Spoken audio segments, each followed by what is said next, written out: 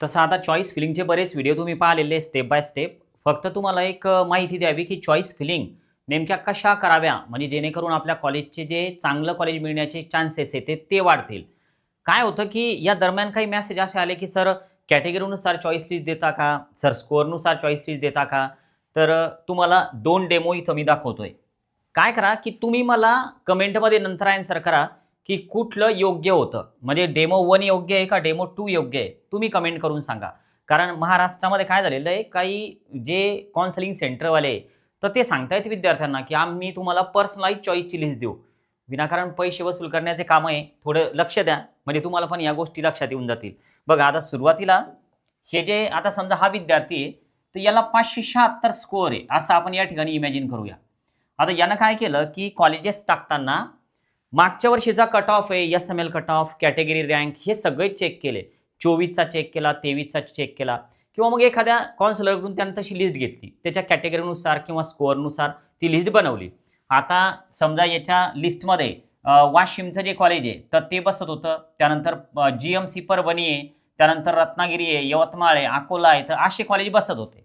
त्यानंतर हे जे के-ई-एम आहे, तर हे पण टाकलं, पण हे थोडं खाली घेतलं यानं, एक 5-6 नंबरच्या पुढं.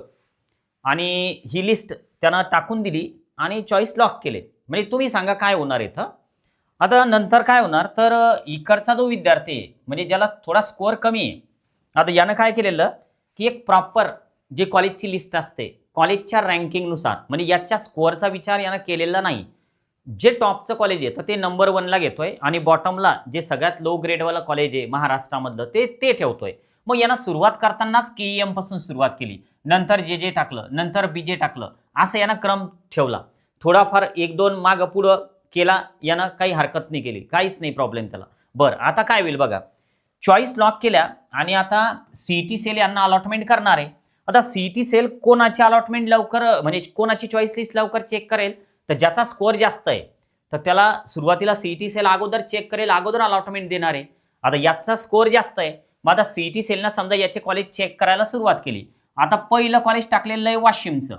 आता एक इमॅजिन करा की समजा वाशिम हे लो कट ऑफमध्ये येणारं कॉलेज आहे तेच याच्या स्कोअरला अलॉट होऊन गेलं. तर याच्या नावासमोर चॉईस लिस्टमध्ये वाशिमच्या कॉलेजचं अलॉटमेंट येऊन जाईल आणि बाकीचे जे चॉईसेस यांना खाली टाकलेले आहे तर हे चेक होणार नाहीत.